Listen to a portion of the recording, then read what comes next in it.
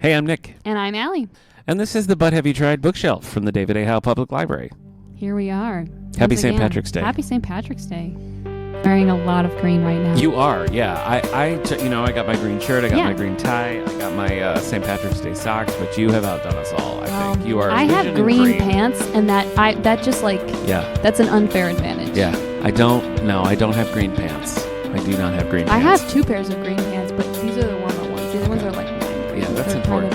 That's important. There is snow on the ground. The ecosystem in this building, depending on what room you're in, the temperature jumps about 20 degrees in any direction. So it's like, do I need a sweater and like my long johns on, or do I need like neither of those things and like to be like fanning myself? That's the question. So we walked in the St. Patrick's Day parade, the world's shortest St. Patrick's Day parade this year. It was in fact also freezing. It was very cold. It was, and I didn't want to put on my coat. It usually is pretty cold. I didn't want to wear my winter coat because I had my whole green thing going on. I had my green bowler hat. I do like that green bowler hat. Thank you. It's a vibe. Thank you. This was it was like February, and I saw it at a Dollar Tree, and I was like, I got to get it now because it'll disappear.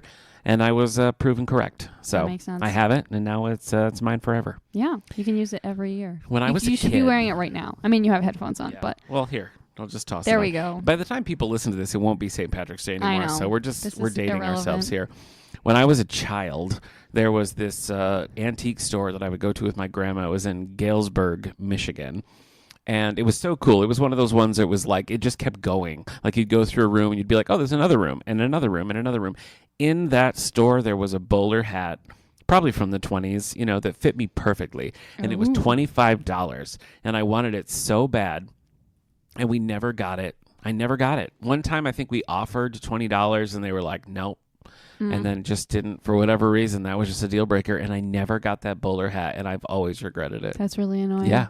I feel like sometimes there's things where it's like, at the time, it seemed like a lot of money, but in retrospect, you're like, that wasn't that bad. I should have just done it. Well, I mean, that was $25 in 90s cash, so it was much more substantial than what it would be today. But, yeah, I never got it. And recently, when I was in Corning, there's I don't know, there's a knitting shop that also makes like sort of felt hats. Okay. And I don't look good in hats, This was a stretch getting this green bowler. Thank you. But there was a fedora in there that was like perfect. And I'm like, I don't really think I'm a fedora person, but maybe I could pull it off. But it was like $350. Oh yeah, that's a lot. Yeah. That's a lot. Yeah. That's a lot of commitment. I feel like maybe the problem that you have is that like you have a lot of curl volume. So I feel like getting a hat to sit on that is just difficult. You either got to match it down or you got to, like with the St. Patrick's Day hat, it was just kind of riding high, Yeah. So. But I think that's kind of a vibe. I feel like that's a thing. Yeah. All right. I don't know. Best case scenario, I look like a wannabe Bruno Mars, and I don't know that's, that's going to work for me. But that's not what you're going for. That's my cross to bear. So it happens. Has this been a productive month for you? I mean, we're not reading Anna Karenina anymore. Just the world is our oyster. Have you been taking advantage of that? Let's talk about books. Okay. I have read some books. Okay. I read a book called First Time Caller by B.K. Borison. Okay. And I listened to this on audiobook on the wonderful world of Libby. Libby, everyone. Libby. If you don't have Libby, we'll set you up. It's great. Audiobooks, ebooks, magazines, manga, everything you could want. And one of the things that I love about Libby is like I always want to have an audiobook rolling. Yeah. Like there can't be space between audiobooks. I finish one audiobook, I need to have another audiobook ready to go. And sometimes I like have something in mind, but I can't find it, or I don't have anything in mind, and then I'll just like use the like available now audiobooks. Yeah. And then if I like have any genre, whatever feelings that I want to read right now, and then I'll just like pick something and read it. And so I feel like I end up reading a lot of stuff that I otherwise would not. And this was one of them that I just like whatever did the filters, and I was like, that looks fun. I get that. But this is kind of like a Sleepless in Seattle sort of retelling of like love it. This guy, he does this like love advice radio show. Okay. And this woman, she's a single mom, and her daughter calls in like on behalf of her mom, basically. Anyway, they end up hosting the radio show together and falling in love, blah, blah, blah. Fun. It was pretty cute. Yeah. I said love it, but I meant more the concept of that because I actually don't really enjoy Sleepless in Seattle. I do think the concept is fun, but I do feel like that's kind of the worst Meg Ryan film. It definitely, Which is... It's too bad. Disappointing, I guess. It's also sort of the most iconic. Yeah. I don't know. But I would take Joe versus the Volcano or You've Got Mail any day of the week over that movie. I mean, When Harry Met Sally. Like, I don't know. Sure. I feel like it. Maybe I wouldn't notice that it feels that off if the other Meg Ryan rom-coms weren't so good. Fair enough. You know what I mean? Fair enough. But it's just like, I don't know. It can't compare. You know what? Kate and Leopold's pretty rough. I don't think I've seen that one. Yeah, I think I might say Kate and Leopold is the worst, but well, I don't know if that means I should watch it to confirm or not watch it. You know, the one that I'm currently reading, which I don't even remember the name, but luckily I wrote it down, called So Far Gone by Jess Walter. I found that in the same way you found yours. I was just like a Libby filter kind of search. Yeah. But this is not an audiobook. I'm reading it as an ebook. But it's good. It's about, I don't even know what it's about. It's about a guy who is sort of cut off from the world. He's a recluse, kind of just trying to get away from like the clatter that is the world right now. And he ends up, his grandkids show up and he's got to take care of the grandkids, and he's been sort of on his own for years. So sort of a Heidi situation. But it's kind of getting into some political stuff and just like divisions in the world and everything. But I'm enjoying it. When it started and it was like addressing real world things, I was like, I don't need this. I all I have to do is look out my window. But there's something sort of cathartic about it. So okay, well, that's I am good. liking that. Did you know that my car has Libby integrated into it? No, but that's amazing. You just press the Libby button and it just picks up your audiobook where you left off. That's so high tech. Yeah, it is. It's space age. Wow. So. Wow. Yeah. I mean, yeah, my car was made the year that I was 5, so right. That's not capability. Probably the year that I got married. It has. So probably about what year's your car? 2005. Engaged. No? Okay. Yeah. Okay. So my car predates your marriage by just. It does. Yeah, it's a little. Yep. That's true. What else have you finished? Because I see you got a long list here, and good for you. I do have a few things. I also finished The Impossible Fortune by Richard Osman. Oh, okay. Tuesday Murder Club? Is that what Thursday Murder Club? Thursday. Yes, I knew it was a day of the week. Yeah. I mean, you got a T day, so that's pretty good. I think this is the last one. I don't know if he's writing more or not, but I need to find out the answer to that question. I feel like it was really good with the character stuff, but the mystery was a little lackluster, which I think was almost kind of the point, because like some of the themes of the book were more like it's more about the like relationships and how we're supporting each other than the actual.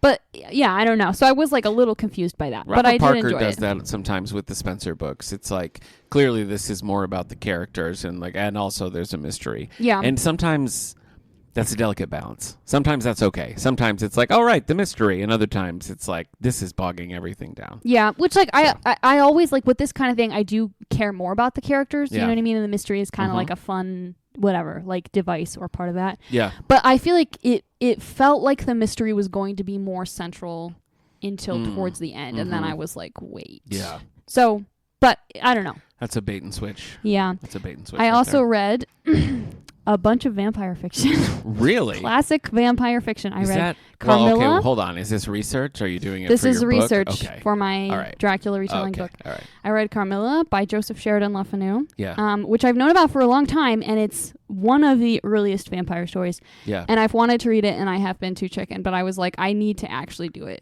for this project. You need to get in there. And it wasn't as scary as I thought. Okay. So I'm proud of myself. And that's, because you're famously a chicken. I famously am a chicken. Yeah. So good for Which you. is like, I feel like it's weird that I'm like out here being like, I'm writing this Dracula retelling when that's like, I don't know.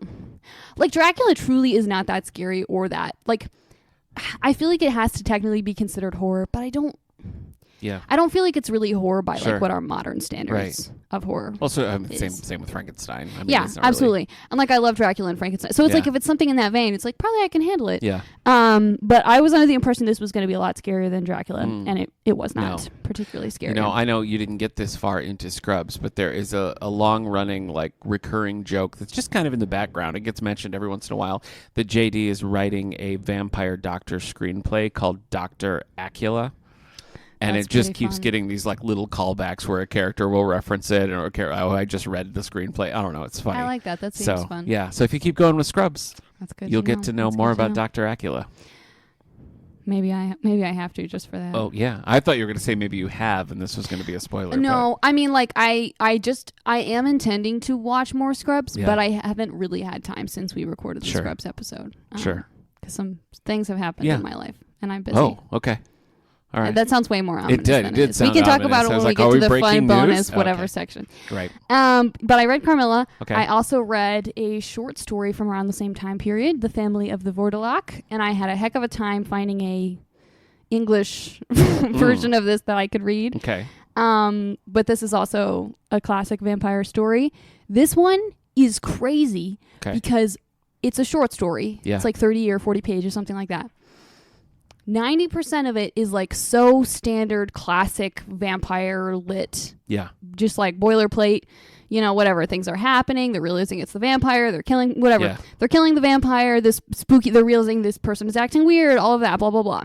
The end scene, everyone in this town is a vampire except for the main character, and he's like riding away on his horse. Okay. And they're all chasing after him. And one of the vampires who has been staked and should be dead is using the stake as like a pole vaulting to like vault after him. Oh, yowzer. While he's on his horse. Okay. And then they take one of the child vampires and throw the child vampire after him. Wow. And it like bites onto the neck of the horse. This is, whoa. Okay. It's insane. I I was think we were reading going it there, and I was like, what is happening? Yeah. So that was truly revelatory. Like it felt like goofy fan fiction, but it was just like fully like this is just what's happening. Right. There was a vampire series that came out a few years back that was pretty popular. I don't know if you've heard of it. It was called Twilight. I have heard of that. Have you heard of that one? Because maybe just for your research, just for maybe my you research, I think maybe you got to do that. Many, many years ago, I think it was during 2020. I think we recorded during the pandemic. My friend Kendra, who did the Hocus Pocus episode with us, we did a Twilight spotlight because she's a huge fan, and it was right when like the Midnight Sun thing was coming out. That's a funny episode to go back into the archives and listen to because you can hear me trying to be like, yeah, it's not that. It doesn't have horrible messaging. No, I did say it had horrible messaging, but it's just kind of a funny episode because I feel like we're both trying to sort of be like, yeah, Twilight, but she's all in. So exists? Okay. I also recently just learned that my brother is a huge Twilight fan. Huh? Did not know this. He sent me. It was just his birthday. Happy birthday, Steve!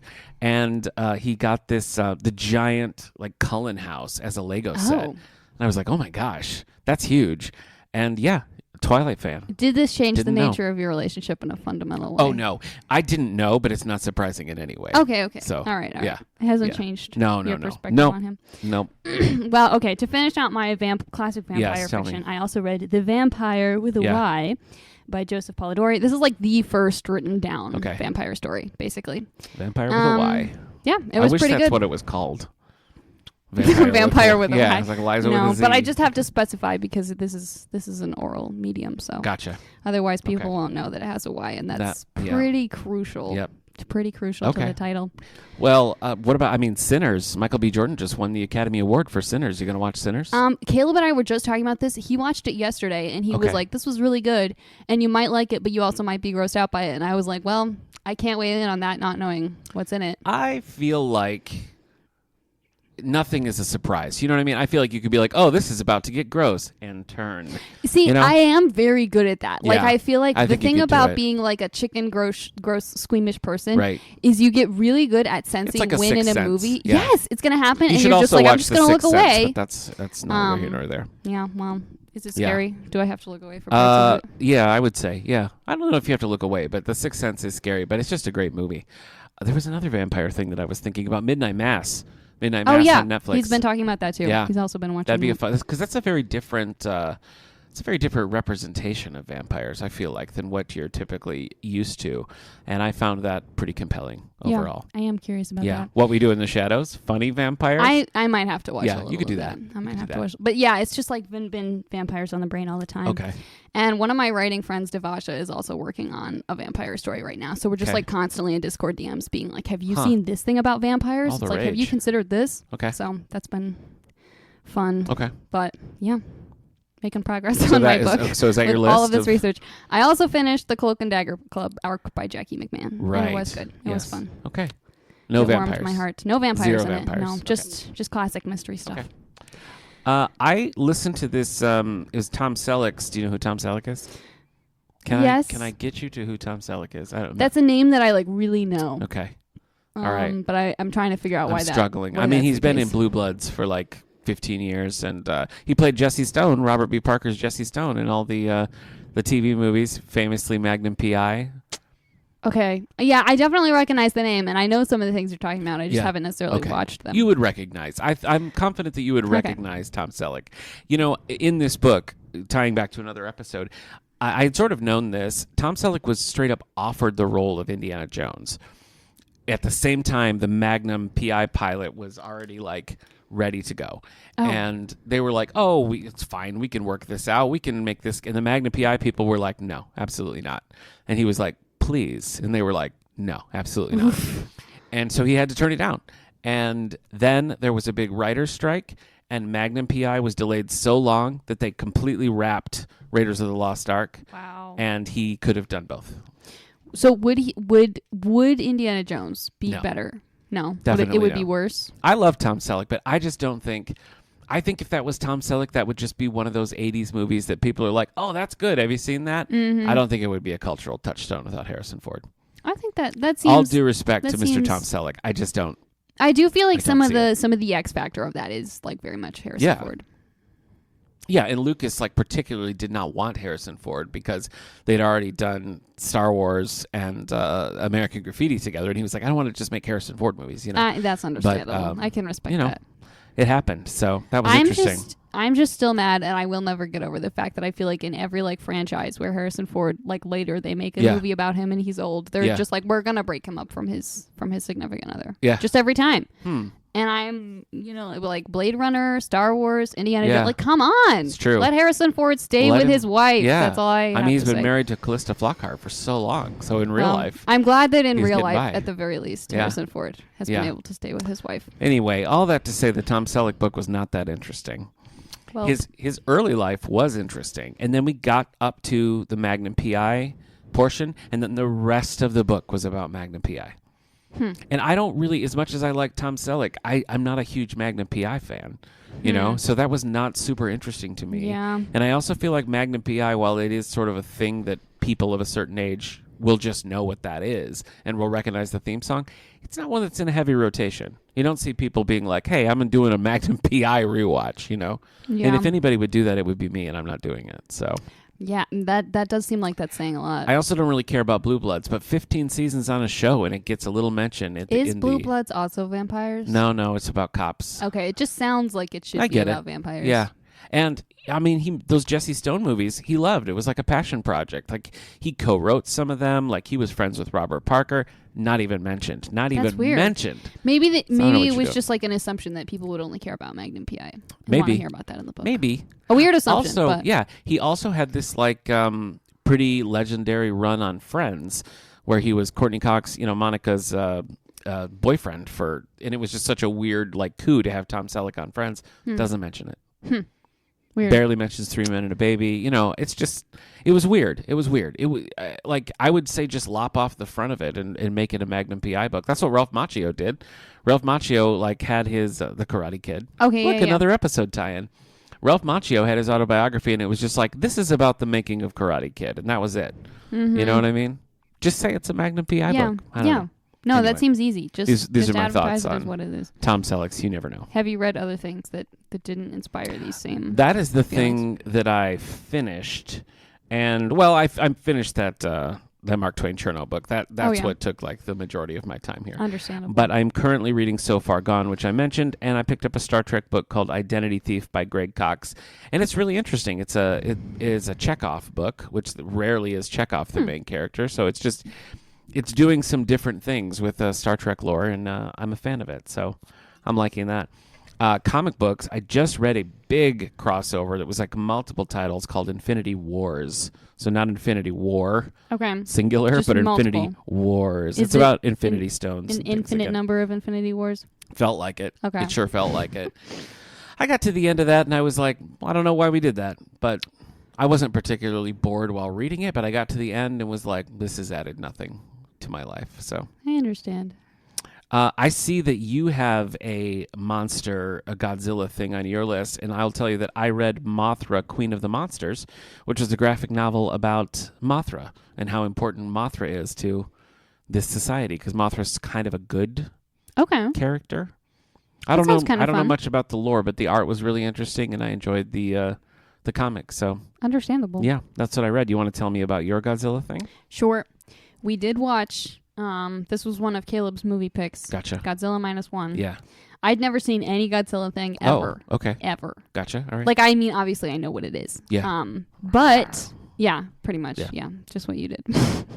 But it was really good. I really enjoyed it. I've heard only good things about that, and I intend to watch it. But and just like I feel like it's both the like Godzilla monster fighting aspects are fun, but also like there's a lot of like nuance and like character stuff. Yeah. Which I feel like really that like is what kind of makes it next level. My Okay. mom, who I feel like I would not expect to enjoy a Godzilla movie, really liked it. Really? And we were talking about this last week, and my sister was home from break, and we were at the dinner table, we were talking whatever, and she was like, "Yeah, last week I really enjoyed when we watched Godzilla," and she kind of paused and said -1 because she was trying to remember the title of it. Right. But my sister's face across the table, it was just like blink, blink, blink. Yeah. Mom enjoyed a Godzilla movie, but. Yeah. It was really good. The way that Godzilla walked was very silly, and I enjoyed that. But that's besides the point. It's not really a fandom that I have much stake in. I've read some Godzilla comics. I'm pretty sure that I've seen a couple of the movies. I know I've seen Rodan. I saw the most recent, well, I guess it's a couple of Godzillas ago. The one with Kyle Chandler and Millie Bobby Brown I saw. But I never really went the distance on it. It's not something that super appeals to me. But that's fair. When it's put in front of me, I'm like, yeah, sure. Godzilla. I get it. A big lizard. I get it.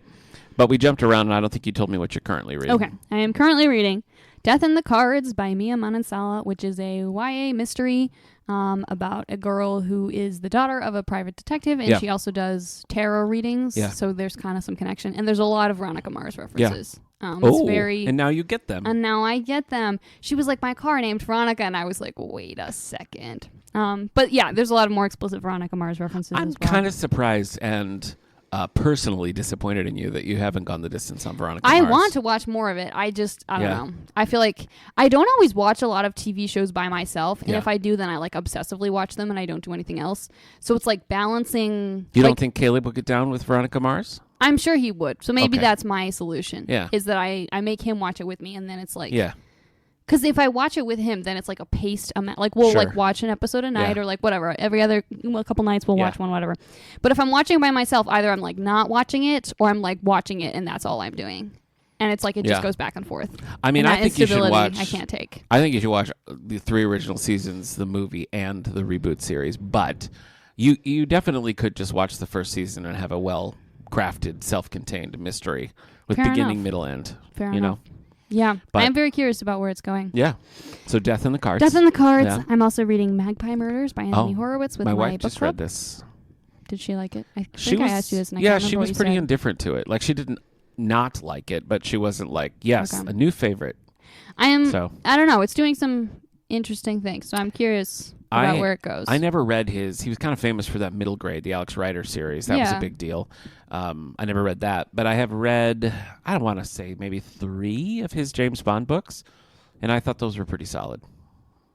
Well, that's good. Yeah. That's good at least. Yeah. Yeah, I don't know. So usually when we do a book with my book club, we like pick the halfway point, we read to that, we discuss, and then we read the second half and we discuss. And I was trying to pick the halfway point, and in the process of doing this, I discovered that the page numbers reset halfway through the book. Oh. Which I was really confused by. That is confusing. And it also made it really hard to tell my friends where to read. Because usually we're like, chapter 48 or whatever. Page 200. It's like, so I'm like, okay. So I just like looked at the last of the first set of page numbers, and I was like, that's where we're reading to. And then my one friend was like, so I have the audiobook, and I was like, dang it. This, like, I don't know, the sections are weird and everything. But we figured it out. And then I did also start Wind and Truth by Brandon Sanderson. I was going to read some more things in between, but then I needed a new audiobook. On your heart. And it was available, so I was like, well. Yeah, you got to strike while the iron's hot. Yeah. I get that. Yeah, no. And I mean, like, the audiobooks for these, it's like often I have to like wait a long time for them to be available because so many people are trying to read them. And they take a long time. So you have it out for pretty much the whole period you have allotted. But it was available, so I started it. And this is the last one. So this series, Stormlight, there's 5 books. And then there's going to be a break. And then there's going to be 5 more books that I think are set a little bit later. Yeah. So this is like not the full finale, but like a semi-finale. Yeah. And I'm like a little scared about like who's going to make it and that kind of stuff. Right. So I don't know. I'm going in with some trepidation. Good luck for you. Thank you. I also started Robert Kennedy and His Times by Arthur Schlesinger Jr. This is going to be one of those long reads. So like I'm just how big is it? Oh, it's huge. I mean, it's a brick. Okay, all right. You know.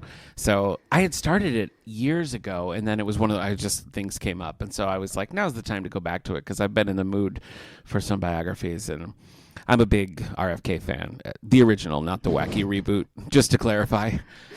So I'm, so far it's good. I'm interested. So that's going to be my long haul book in the background. I am impressed by like your perseverance with these biographies because I feel like a short biography about someone I'm really interested in, I'm like, yeah I can do that. But like a long biography. Yeah. Oof, yeah, this will be a test because there is no, as far as I can tell, there's no audiobook of that. And the recent ones I've done, like Grant and it Mark is helpful Twain, to have the audiobook. Yeah, I sort of bounce back and forth. But keep propelling you along. I read that Gerald Ford book like whenever that was, 2 years ago or something, and that was a no audiobook situation too. So, And it went okay? Yeah, it did. Yeah. Yeah. So I don't know. I believe in you. Thank you. I think you got it. Let's talk about television. All right. What are you TVing? Well, I obviously watched some Scrubs, okay, which we talked about. Yes. So if you haven't heard that episode, go back to the last one. Yeah, it's a weird place to jump in, but welcome. We're glad to have you. This would be funny if this was someone's first introduction to the podcast, is this episode. I know. I always think, should we restate the premise of this show? Because sometimes even I forget that, that we're supposed to be trading things off and everything. Maybe we should do it like every so often. Yeah, just to we don't want to because when you're like reading the second book in a series, and like the first 3 pages are like recapping everything that happened in the first book, and it's so annoying. Yeah. So it's like we can't do it too often. Yeah. Okay. So I watched some of that. Just to say, we trade things off. We trade things off. Allie's much younger than me, although I'm somehow more hip, and that's the confusing.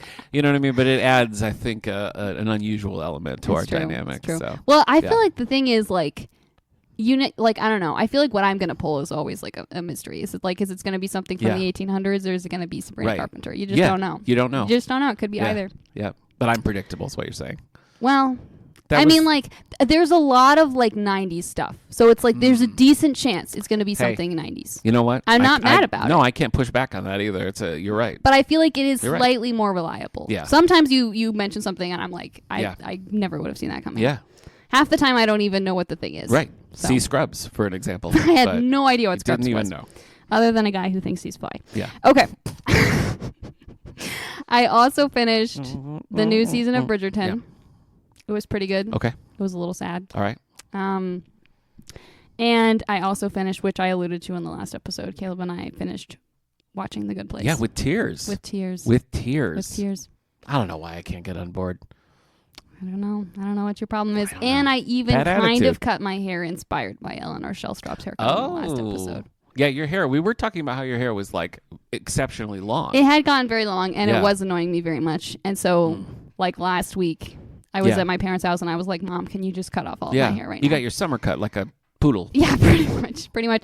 Although it is kind of cold outside, so I'm not regretting it, but I am like, if I had more hair right now, this would be the time to have pretty much just a built-in scarf is what you had before. Pretty much. But there's like so many things, because I've had shorter hair before, and there's just so many things that I've forgotten. Like it takes so much less time to wash my hair. It like happens so quickly. I'm shocked every time. And it also, if I'm wearing a hoodie, I don't have to like carefully section it out and like put some in front of me. It doesn't like mat itself into the hoodie. Because when it was long, it was like if I left it in the hood, it would just like turn one a giant dreadlock is what would happen basically. It was horrible. So I had to be really careful. Funny. And now I don't even have to worry about that. Good for you. The freedom and all the time you're saving. That's probably how you read so many books. That's probably how I read so many books, because my hair is your hair so washing short time. Now. Yeah. Undreadlocking the giant dreadlock. All right, so that's it for your shows? Yeah. What about you? What have you got? That's a good question. Okay, well, I finished Supergirl, the series Supergirl, which aired on the... Have you watched it before? No, I never... Well, oh, wow. So when because the first season was on CBS, and I watched that, and then I was watching it pretty steadily on the CW, and then I just hit a point where I was like, I can't take this anymore. And fair enough. And then over the last couple of years, I was like, I should finish it. I mean, Supergirl's one of my favorite comic book characters. I don't particularly like her interpretation of the character. And I feel like the show just gets more and more schmaltzy and like everyone's a best friend and like let's play Scrabble all together. And I don't know. It just gets to a point where it's like, I'm not enjoying this. Isn't it also very queer-baity? Yeah, I get that. Okay. That's one of the main things that I have heard about it. Yeah. Well, I sort of got to a point where it was like the episodes that were focusing more on Dreamer and Brainiac 5 or Brainy, like those were the ones where I was like, ooh, interesting. And then, it gets to like Kara and Alex, and they're just so schmoopy. I don't know. It's too much. It's too much for me. And I love Supergirl, so I'm. Are you excited to see the Supergirl stuff that's going to happen in the? I'm not a huge. I am. In the James Gunn? I am. I'm not a huge James Gunn fan in general, and I don't know that I trust James Gunn directing a female-fronted superhero movie. I feel like he has the worst sensibilities for that. Love to be proven wrong, though. Yeah, I don't know. I'm curious. I also don't have a lot of strong preconceptions about Supergirl, but I'm curious to see where it goes. And I did enjoy that Superman movie. That's true. Supergirl is something you could add to the things Ally hasn't really tried. Yeah. So anyway, I'm glad that I finished it, and I think for the kind of show it was, it ended decent. I don't know. I guess I just think it's a flawed show, and I feel that way about all the CW shows, I don't know that there's any that I feel like really stuck to what their core was and was a successful show all the way through. I feel like Flash kind of falls off. Arrow, I feel like loses its identity and sort of recaptures it by the end. Legends of Tomorrow is just a fever dream. So, yeah, I don't know. I think there's just something sort of inherently weak about those shows. I feel like everything I've heard is that even the people who love them are they're not good, but I love them. You know what I mean? Yeah. I feel like that's part of the thing of it, from what I can tell. Yeah. I mean, I feel like that is how I felt about Batwoman. Batwoman was always a messy show, and then you have of course, the main character you change, a totally new character comes in, and it's that's 3 a pretty seasons. big move. Yeah, but I felt like that one did fall into that category. It's this is messy, and this is not really hitting the goals that it set out for itself. But I found myself pretty compelled by that show throughout. So I don't know. I wanted to like Supergirl more than it was, and maybe coming into it with my feelings for that character, maybe that colored it a little bit, but. Yeah. I do feel like they all fall into this trap of okay, there's no secrets anymore. Everybody's on the same page. Everybody has the same relationship with everybody else. We're all best friends on an equal level, even though that doesn't make any sense. And let's just go out there and have a good time, gang. And I just don't think that works for that kind of show. But, that's my soapbox about the CW verse, the Arrowverse. Yeah. And then I'm currently watching Babylon Berlin, which is a German detective show set in the 1920s. And this is on Canopy, another service that you have with your library card, folks. Wow. So There's so many services that you sign have up with your and library stream. card. And then I'm watching a funny sitcom called Stumble, which is about a cheerleading squad. Huh. It's kind of Well, no, it is. It's mockumentary style, and I don't know. It's just funny in an unusual way. I appreciate that. Yeah. And then my guilty pleasure watch right now is the Ted series. Seth MacFarlane was the movies with Marky Mark and the little teddy bear. Teddy bear. Okay, yeah. I know that. I know what it is. I'm reluctant to say that because it's a little bit more crass and lowbrow than I typically like, but something about it cracks me up. So fair enough. Yeah, I respect it. Yeah. I guess that just leaves movies. Movies. Well, I already mentioned Godzilla -1, which I really enjoyed. One thing that's very important though that I forgot to mention, besides how silly the lizard looks when he walks, is there's some scenes later in the movie where they're making plans about how they're going to fight him, and they have a little wooden cutout in the shape of him. Okay. They're putting on their battle maps. And I just got a kick out of that. It was really funny. Okay. It was really funny. All right. We also watched Star Trek: The Voyage Home. Yes. Which I really enjoyed. Yeah. It was a great time. That is a good one. Colorful metaphors. Colorful metaphors. The fact that Spock is just wearing an alien bathrobe and a sweatband the entire time is just... I can't get over that. It's such a funny movie. It's such a funny movie. The thing that we quote all the time is when Scotty's trying to use the computer, and he's like, a keyboard, how quaint. He's trying to talk into the microphone. Hello, computer. Yeah, the mouse. Hello, it was computer. Really funny. Yeah. Yep. It was a We good are time. looking for nuclear vessels. Alameda, that's what I said. So funny. Oh, that man. scene where the lady says, I think they're in Alameda, and he's like, Alameda, that's what I said. She just walked into the set. She was not part of it. That's so funny. And so they were like, wait, who was that? So they had to chase her down and get her to sign releases and stuff that they could use the footage. That's so funny. Yeah. That's really cool. Yeah. Yeah. But my sister was also home for this, and I kind of knew that there were going to be whales in this, but I don't think she knew anything. Yeah. And so we were watching it. It starts out you know, I feel like fairly standard. Yeah. And then it's like the whales start happening, and there's time travel and everything, and she was like cracking up. So it was definitely a crowd pleaser. Movie. The scene with him and Jillian from the Institute, when she's like, "So you're from outer space?" and he's like, "No, I'm from Iowa. I just work in outer space." Like it's a really great fun. Shatner performance. It is really fun.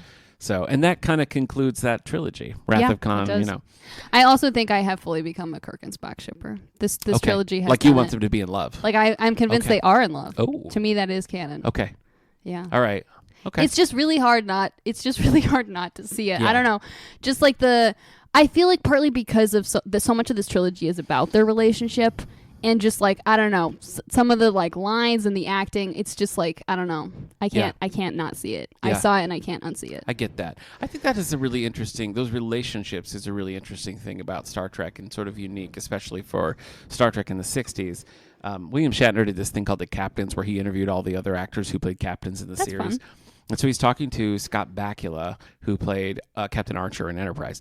Then he asks him, like, why did you like Star Trek? Like, what was it? And he said, growing up, he was really drawn to the male friendships because you just didn't get that. They were just true. Like Kirk, Spock, and McCoy were like ride or die for each other, and like, you know, there was fights, and you just didn't see that sort of like camaraderie. And I really feel like that is true and sort of a hallmark of that series, and something that I don't know that you ever quite got that level of relationship in any of the subsequent series. I think that might be true. Yeah.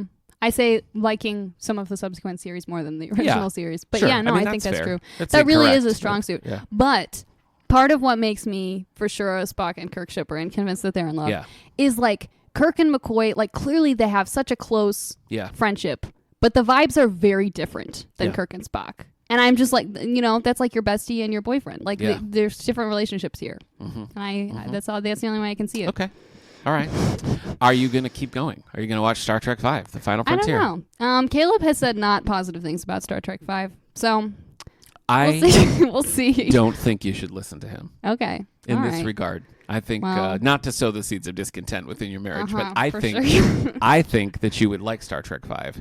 It's atypical. It's a weird movie. It's confirmed that Spock and Kirk are in love. Is that why you? No, think that doesn't happen. But I think that you will enjoy the relationships in Star Trek V, and I think that it is funny in a way that people don't give it credit for. Okay.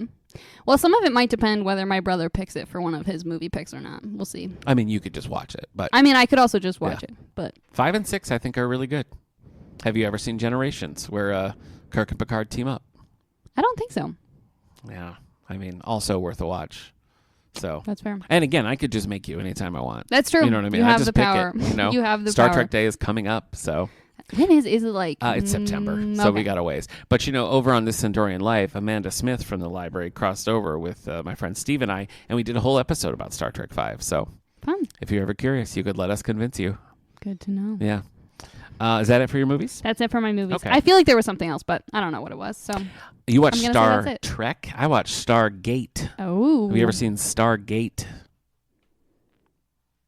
Think about it. Give it some thought. Kurt Russell. Well, okay, that doesn't help me. James Spader.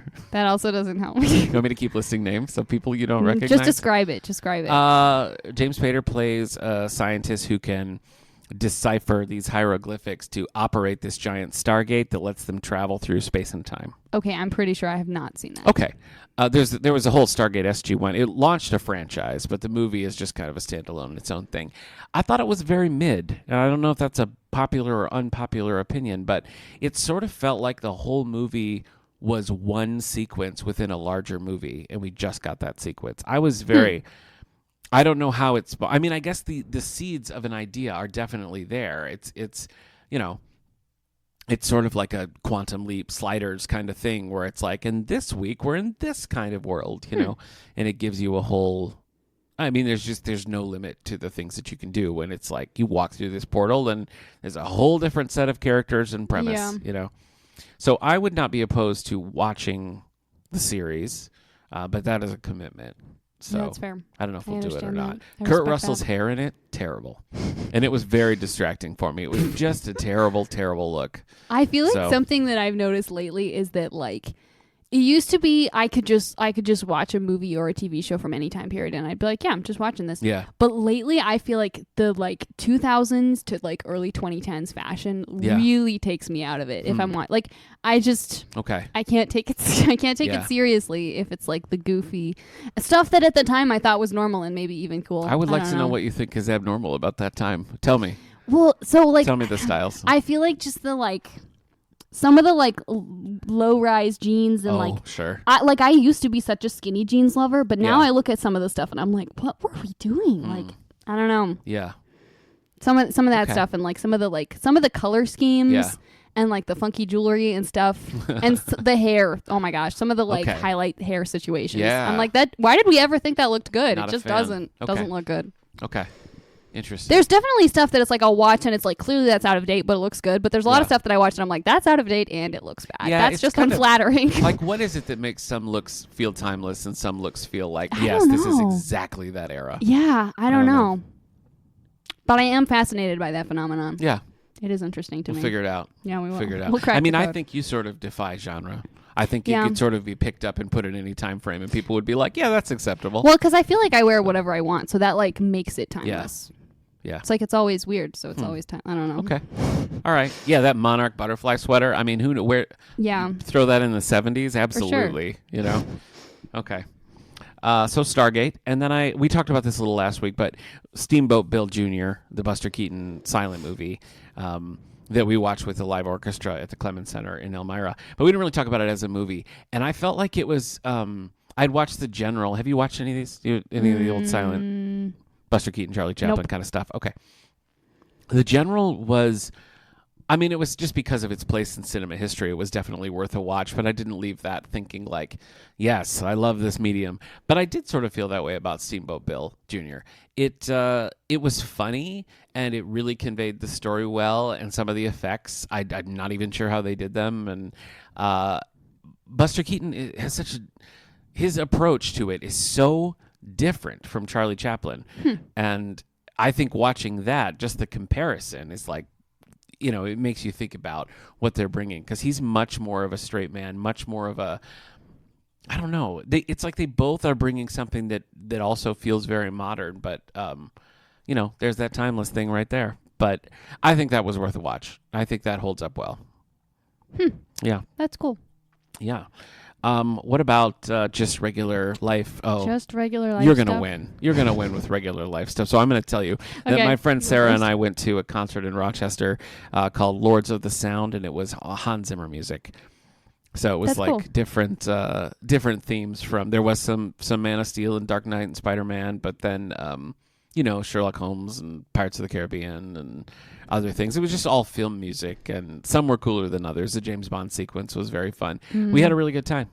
That does sound Did not know cool. what to expect, and it worked pretty well. Sometimes, like, there was singers for either the vocalizations that are in the scores, or sometimes they would sing a little snippet from, like, the actual theme of the movie, right? Stuff like that. And yeah, it was well produced, put together. To Ukrainian orchestra putting this on, and it was cool. It was really good. That does sound really cool. So beat that. Okay, what could you have done that's more interesting? I bought a house. Oh right. Yeah, I'm now a homeowner. That's a pretty big deal. I don't fully believe. Like every time we go over to the house, because we haven't moved in yet, we're like still cleaning and painting and stuff. Which once we finish this podcast episode, I'm gonna go over there and paint. Yeah. But like every time we go over there, it like is gradually feeling more and more like this is our house, but it still feels a little bit like someone's just gonna come back and be like, "What are you doing here?" Gonna chase you out with a broom, or something. Basically. So, but that's but it's cool. And I'm really excited about having a yard where I can spend all of my time touching grass because that's what I want to do. Yeah. So. Is it possible that you and I are time displaced? We're just the same person, but in different times? I do sometimes consider I really that. feel like the trajectory of your life.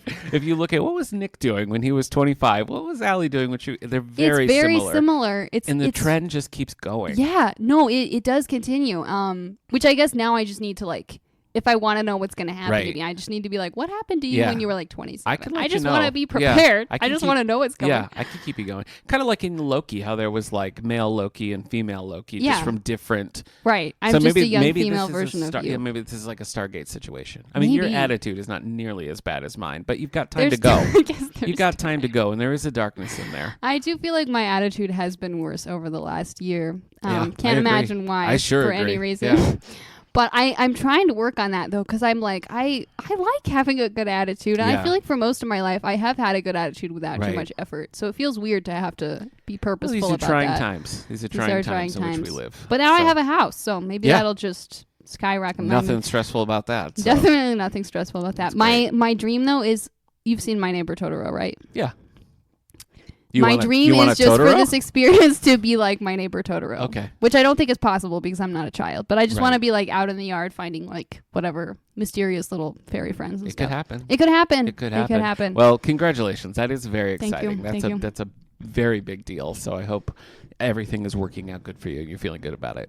So far, so good. Okay. I have to figure out how to get glue off of the floor. But otherwise... Oh. There were like these peel and stick tiles. And I peeled them all tricky. off, which was very satisfying. I bet. But now the floor is covered in glue. So that's cool. Huh. How old is that house? It's from 1900. Okay. Which I don't think the peel and stick tiles were on for that long. Right, for that long. There's a lot of... They are very sticky. Yeah. So... Okay. Yeah. If you know of any ways to get glue also, off of the floor... maybe wear a mask if you're messing with old glue like that, you know? That's true. This is my advice to you. That's true. That's probably good advice. Hey, in the first house that we bought when I was about your age, we had to pull up a bunch of old peel and stick tiles, and then we had to get rid of the glue underneath. So the streak continues. Yeah, the streak continues. Yeah. What other problems did you have in your house that I need to know about? Bats. Bats. Okay. Yeah, okay. we did have bats. Right. Yep, and that was a problem for a while. So. Just be on the lookout. I'll be prepared. Be on the lookout for bats. Yeah. They're definitely coming. Yeah. You know, I was with my brother, who is a secret Twilight fan. We got together at this cool used shop, and in the DVDs, I found the complete Jeeves and Wooster. That's amazing. $2. It's so the serendipitous. Whole thing. I know. So I picked it up, and I have watched 2 of them. Okay. I have read 1 story. Okay. And that's where I'm at this moment. All right. And I will give you nothing but that. Okay. So in 2 weeks, you'll know everything. In 2 weeks, I'll know it all. You will know everything there is to know. So if anybody would like to read along and watch along with Jeeves and Wooster, which that's what we're doing. Which you should, because it's so fun and hilarious. I have no comment on this. Well. So Ally says we don't know fun whether and Nick hilarious. thinks it's fun or not, but I say it's fun, so you should take my word for it. We'll find out in 2 weeks if you're not completely exhausted from painting and tearing apart a house. We'll plan to talk then. Sounds good. Okay. All right. Well, we'll see everybody then. Bye. Bye.